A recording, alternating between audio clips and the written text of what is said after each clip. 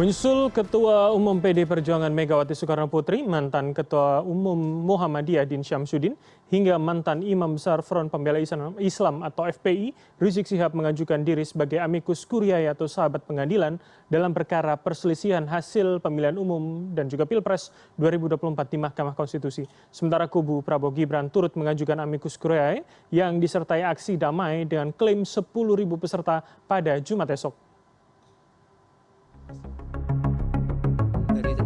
Mantan Ketua Umum Muhammadiyah Din Syamsuddin hingga mantan Imam Besar Front Pembela Islam atau FPI, Rizik Syihab, mengajukan diri sebagai amikus curiae atau sahabat pengadilan dalam perkara perselisihan hasil pemilihan umum Pilpres 2024 di Mahkamah Konstitusi. Rizik bersama sejumlah tokoh penggerak aksi 212 tercantum dalam dokumen amikus curiae tersebut yang dikirim ke MK pada Rabu lalu. Dalam pendapat hukumnya, mereka menilai MK sudah sepatutnya bertugas mencegah terulangnya praktik maupun perilaku penyelenggara yang menyalahgunakan kekuasaan. Sebelumnya, Ketua Umum PDIP, Megawati Soekarno Putri, mengajukan amikus curiae atas sengketa Pilpres 2024 Selasa lalu.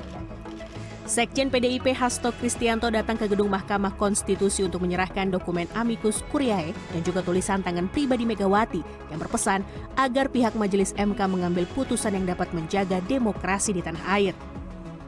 Calon Presiden nomor urut 1 Anies Baswedan menilai amikus curiae yang diajukan Megawati menggambarkan bahwa situasi saat ini memang amat serius.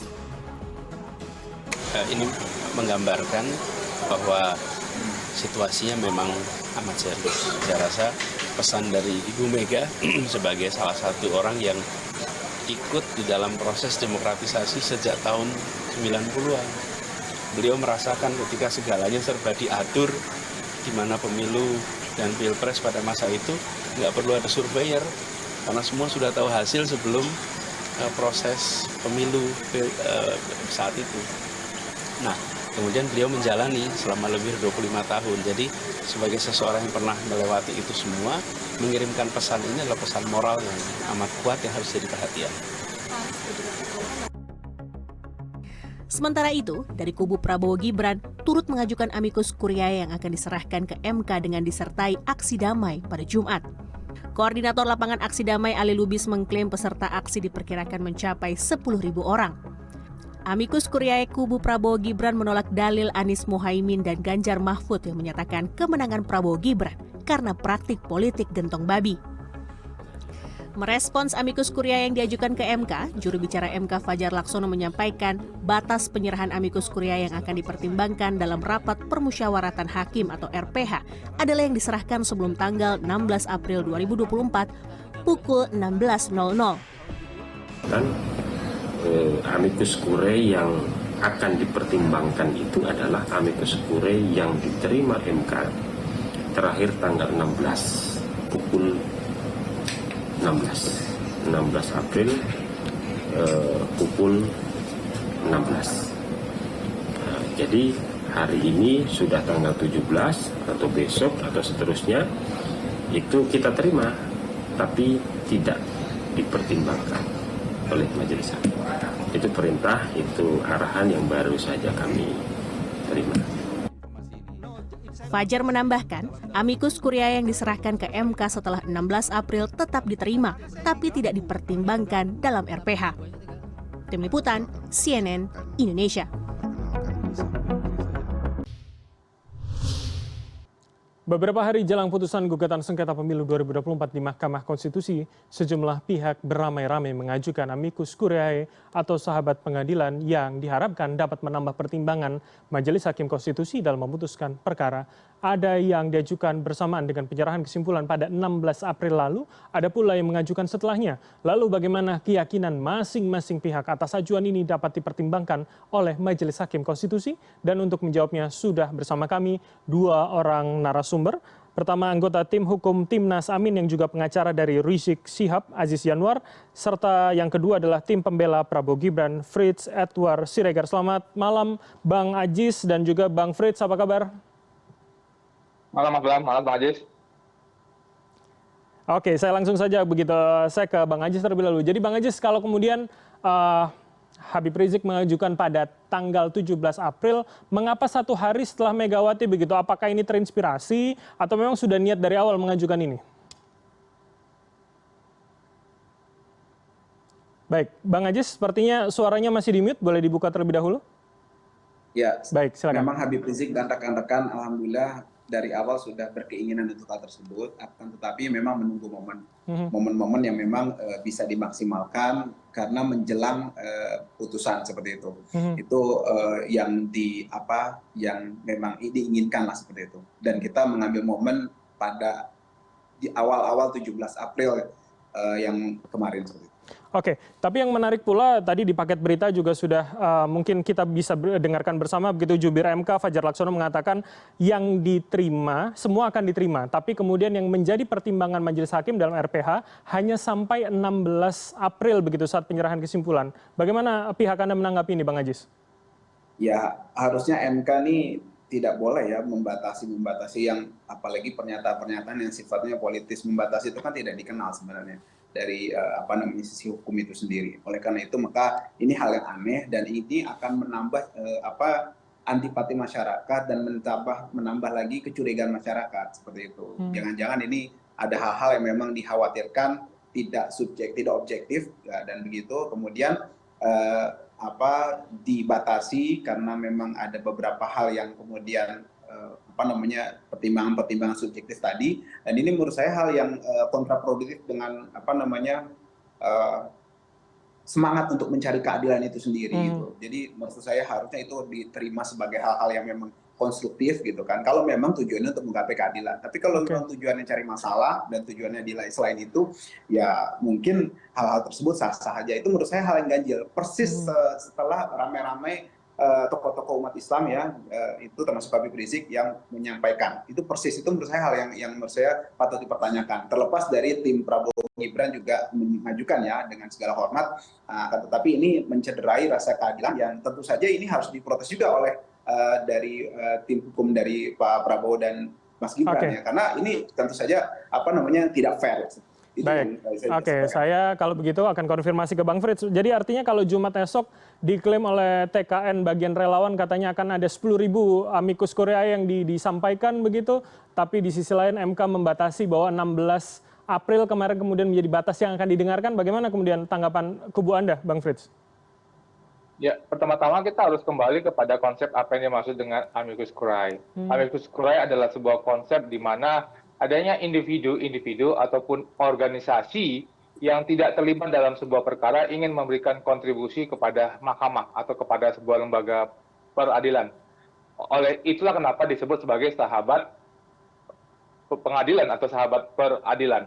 Jadi kami tentu saja melihat ya, kalau dalam mengacu dalam proses ini, tentu saja kan kami begitu banyak mendapatkan masukan dari teman-teman yang mencoblos, teman-teman yang relawan yang ingin memberikan masukan kepada Mahkamah Konstitusi, ingin menyampaikan secara langsung kepada Mahkamah Konstitusi. Selama ini kami berusaha untuk menahan mereka, tetapi kemudian dengan semakin banyaknya masyarakat ingin menyampaikan apa yang mereka pikirkan dalam proses tersebut, apa yang merasa tercederai, apa yang merasa seakan-akan tertuduh selalu. Oleh karena itulah kemudian masyarakat ingin hadir langsung ke Mahkamah Konstitusi untuk menyerahkan pendapatnya. Dan tentu saja Bang, kami ingin mengawal proses tersebut. Kami ingin memastikan bahwa masyarakat tersebut dapat menyampaikan pendapat mereka. Dan kalau kita mengacu kepada PMK 4 2023 ataupun kepada PMK 1 tahun 2024, tidak ada batasan apa yang disampaikan oleh Bung Fajar di dalam keterangan persnya bahwa tanggal 16 April adalah tenggang waktu untuk menyampaikan dari amicus curiae. Jadi saya rasa hal tersebut sudah mengurangi rasa berdemokrasi yang selama ini sudah kita bangun melalui proses di Mahkamah Konstitusi. Oke, baik. Tapi sebelum ke situ saya ingin tanyakan, Anda tadi mengatakan bahwa amicus curiae sifatnya adalah diajukan mereka yang tidak terlibat langsung. Tapi bagaimana dengan kubu Anda yang akan mengajukan yang diklaim 10.000 itu dari relawan begitu? Ini kan juga saling terkait begitu, Bang Frits? Ya, ini kan kalau kita mengacu kepada apa yang sudah dilakukan oleh Paslon 3, mengajukan di mana Ibu Megawati mengajukan sebagai amicus curiae. Seharusnya teman-teman CNN juga harus bertanya kepada teman 43, apakah itu sahabat peradilan atau itu sahabat Ganjar Mahfud yang dalam mengajukan permohonan. Bukankah Bapak Ganjar Mahfud dapat bisa menjadi paslon karena tanda tangan daripada Ibu Megawati? Itu dulu pertanyaan yang harus dijawab oleh CNN. Dan yang kedua, bahwa kami hadir adalah dalam rangka untuk bisa mendukung dan bisa mengawal teman-teman agar proses damai. Dan saya rasa kita semua ingin agar proses di Mahkamah Konstitusi agar berjalan dengan damai dan dapat dengan tentram dan aman. Dan saya rasa kita semua ingin itu. Dan dalam rangka untuk bisa memastikan itu, kami akan hadir besok untuk mengawal agar proses pemberian pendapat tersebut dapat kita sama-sama saksikan dan kita kawal dengan baik-baik. Oke, kalau begitu saya akan beranjak dari pertanyaan tadi bahwa sepertinya optimisme masih ada di Bang Frits, kemudian Bang Aziz begitu soal ini masih akan diterima kalau kemudian dibatasi 16 itu bertentangan dengan prinsipnya begitu. Nah ini yang saya tanyakan, apa yang kemudian meyakinkan pihak Anda bahwa amicus curiae dari masing-masing pihak yang standing point-nya tentu berbeda, ini bisa menjadi pertimbangan dan didengar oleh hakim. Saya akan ke Bang Aziz terlebih dahulu. Ya, terima kasih Mas Bang. Yang pertama adalah memang sistem di kita itu bukan common law, jadi bukan yang mengenal dari awal amicus curiae ini. Nah, tapi kita punya sejarah. Ada beberapa kali, ada waktu itu di Makassar Ibu Yusnia, ya itu juga yang mengajukan dari ICJR, ya. Kemudian dikabulkan atas pertimbangan itu. Nah, yang terakhir yang fenomenal adalah waktu Baradae. Nah, Baradae itu yang ajukan juga banyak, ada ICJR, ada Pilnet, ada Elsam juga. Nah, maksud saya ini adalah salah satu jurisprudensi dan juga pengalaman yang harus jadi dasar untuk kita dalam menggapai sesuatu yang lebih baik untuk menggali keadilan ya yang dilakukan oleh majelis hakim, apalagi ini kasusnya kasus nasional. Jadi saya yakin dengan segala hormat 8 majelis hakim ini akan sangat objektif dan juga akan menerima. Adapun yang disampaikan oleh juri bicara itu menurut saya kontraproduktif dan harusnya majelis hakim menganulir hal tersebut. Oke, Bang Aziz, kalau prinsipnya demikian, berarti artinya pun pertimbangan atau amicus curiae dari pihak 02 yang akan disampaikan esok itu juga berpotensi didengar begitu ya, yang kemudian itu bertentangan dengan apa yang kemudian pihak Anda ajukan? Atas nama keadilan tentu saja harus sama, harus fair. Akan tetapi bagaimana argumen-argumen itu, itulah tugas majelis hakim. Apakah majelis hakim dalam pendapat kami ya mau menjaga konstitusi dengan ya meletakkan rasa keadilan sesuai dengan bukti-bukti yang diajukan oleh pihak tertentu dalam hal tersebut yang kami yakini itu adalah suatu hal yang mengandung rasa keadilan untuk masyarakat ya, untuk bangsa dan negara ini banyak hal-hal yang harus dibenahi. Nah, itu tugas Mahkamah Konstitusi untuk menjaga. Makanya kalimat kita adalah guard of constitution. Jadi tunjukkan Mahkamah Konstitusi ini guard of constitution atau hanya cuma mahkamah kalkulator. Baik, kami dapat poin Anda. Saya akan ke Bang Frits. Pertanyaan yang sama Bang Frits. Bagaimana optimisme kemudian bisa didengar ketika logikanya sudah pernah terjadi amicus curiae itu dijadikan pertimbangan. Apa yang kemudian kira-kira hakim mendengarkan kubu Anda, bukan kubu sebaliknya? Yang pertama-tama kita harus sepakat dulu bahwa kita sudah memberikan kepercayaan kepada Mahkamah Konstitusi untuk menyelesaikan sengketa hasil pemilu. Itu dulu satu kesepakatan yang harus kita pegang. Dan yang kedua bahwa bukan tugas daripada juru bicara Mahkamah Konstitusi untuk mengatakan bahwa sebuah amicus curiae itu tidak dapat diterima atau tidak. Karena itu merupakan pertimbangan daripada hakim yang harus diputus dalam sebuah rapat permusyawaratan hakim. Dan yang ketiga, memang kita bisa saja berdebat apakah hakim akan memilih pendapat yang seperti yang sudah diajukan oleh amicus curiae atau apakah pendapat yang akan ada di dalam persidangan yang telah diajukan oleh paslon 1, 2, dan 3 dalam proses persidangan, itu kan merupakan hak daripada hakim Mahkamah Konstitusi. Meski kami percaya bahwa hakim Mahkamah Konstitusi, ketua dan majelis hakim akan mengacu kepada kewenangan yang mereka miliki, yaitu kewenangan untuk menyelesaikan sengketa hasil suara. Sedangkan hal-hal yang lain itu merupakan kewenangan daripada Bawaslu. Tetapi kepercayaan tersebut yang harus kita berikan kepada Mahkamah Konstitusi sehingga Mahkamah Konstitusi dapat memutus sesuai dengan nilai dan kewenangan yang diberikan oleh Undang-Undang Dasar kepada mereka. Oke, artinya optimisme masih ada, tapi sekali lagi kita serahkan kepada Majelis Hakim dan kita tunggu apa hasilnya di Senin, yaitu 22 April mendatang. Terima kasih atas waktu dan juga insight dari para narasumber. Ada pengacara dari Rizik Syihab, Aziz Yanuar, kemudian tim pembela Prabowo Gibran, Fritz Edward Siregar telah bergabung sama kami. Selamat malam, sehat selalu abang-abang sekalian. Malam, malam, Aziz. Terima kasih, Mas Fris. Ya, Mas Bram.